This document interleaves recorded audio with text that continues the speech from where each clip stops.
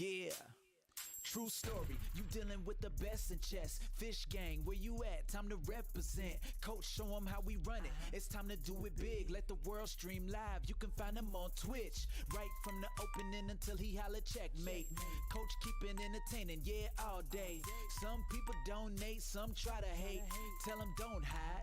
Check them online, chess.com. Yeah, that's where it goes down. He don't see no competition every time he look around. People yelling true story, sounding like Coach. If you ready, come rock with him. You know how it goes. Hey, yeah.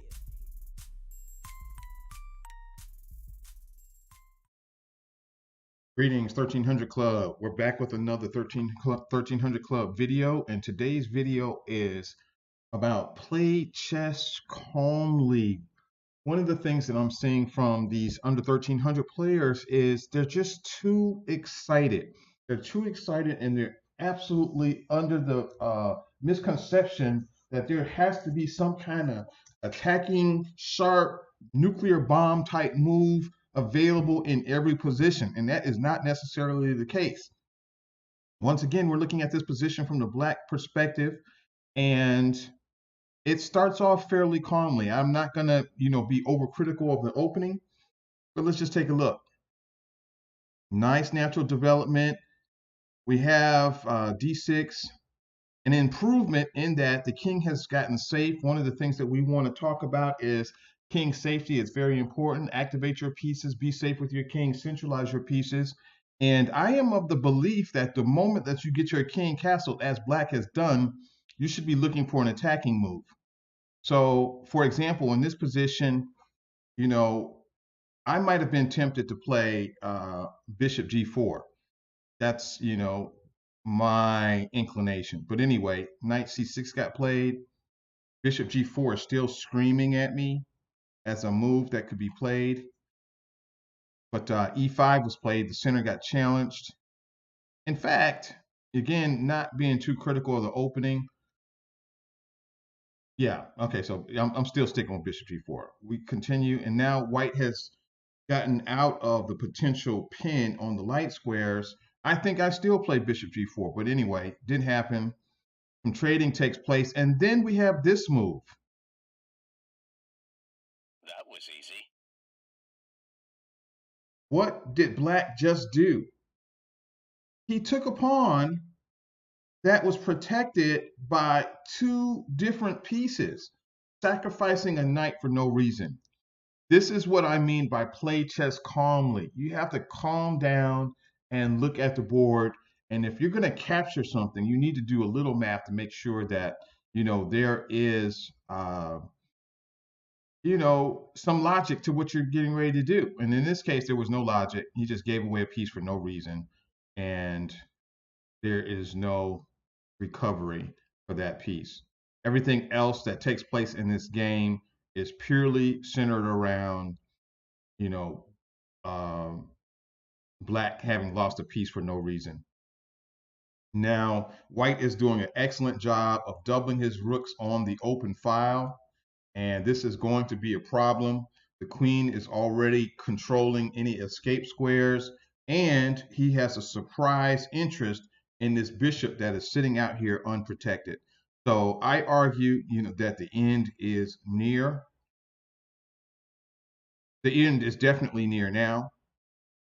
The bishop just calmly retreats. The rooks are facing each other, and he has surprised the bishop all at the same time. Let's see how it continues. He tickles the queen. This goes back to our ask your opponent questions. The queen wanted to move anyway. He takes the free piece. The exchanges are taking place. None of this is going to matter, but we can take a moment to look and see how white finishes black off by asking black a question with his knight. Dark square weaknesses. The queen doesn't really have any good squares that he can go to. Going here would be bad. Can't go here, can't go here, can't go here, can't go here, can't go here. He does have this square, which would not be interesting. Can't go here. I'm sorry. Can't go here, can't go here. There's just a lot of squares that he can't go to. Of course, he can't go to any of these squares either.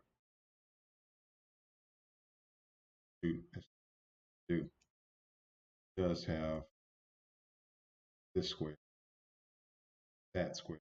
Those squares would be bad. All these squares would be bad.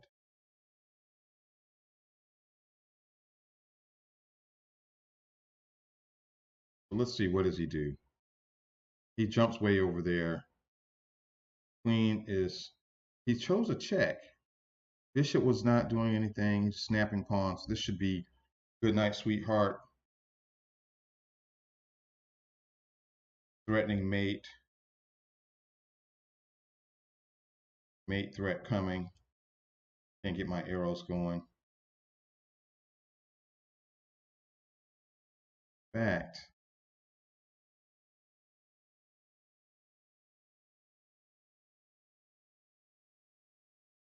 Okay.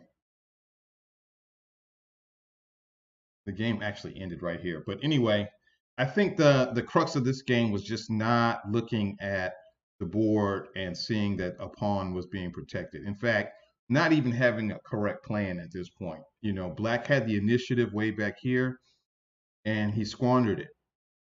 Just not looking at the board.